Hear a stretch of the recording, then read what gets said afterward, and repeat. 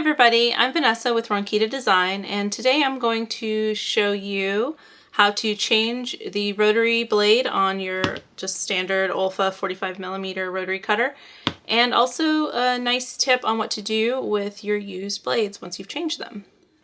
So first of all, let me show you how to change your blades. So it's important to know the parts of your rotary cutter. This is the cover, so it slides up and down. When it's up, it's covering your blade, so that's important to know and remember.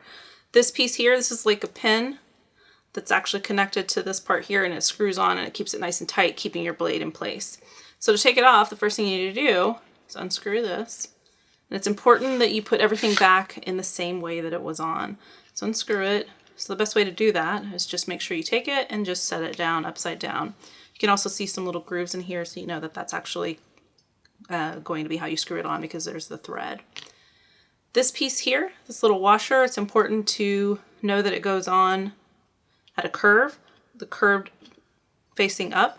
So it almost looks like a little cowboy hat. That's important, it goes on in the right direction. And here's the little pin. So then what you can do is you can just drop it and let it fall off, but I like to usually just kind of like push this back piece here, take the pin out, and there's my blade. And then I just slide it off, set it aside, and now I'm ready for my new one. The important thing is when you're putting your new one on, I like to keep my blade cover all the way up, because I know when I put my new one on, it will be completely covered. I won't have anything exposed. And now I'm taking my new one. Just gonna pop it out. When you have several new blades, you may have to actually separate them. So be really careful. They come a little oiled, so they just slide off. But be really careful never to touch the side of the blade with anything. Just want to grab it like this. Keep your blade cover up, remember. Push up.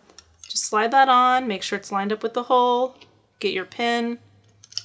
Put the pin on. Make sure your blade cover's all the way up.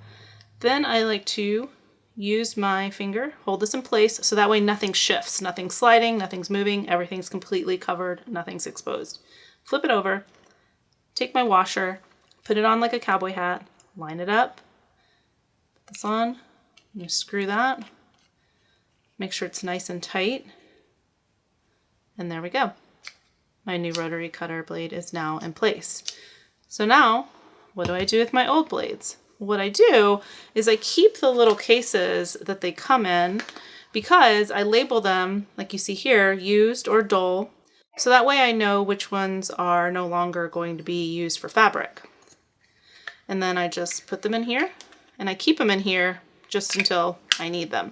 So since I just took this one off, I'm going to show you how I use my dull blades. So I'm going to change this again so you can kind of see how I do it, but a little faster.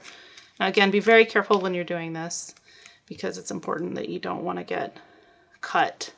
These are very sharp, even when they're dull.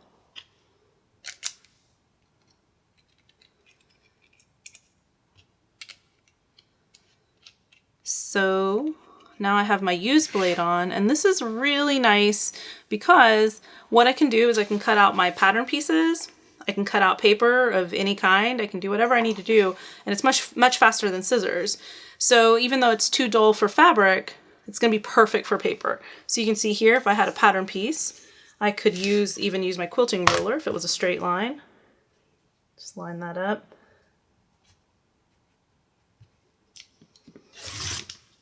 And go through, and I could turn it around, or I could cut on this side if I wanted to.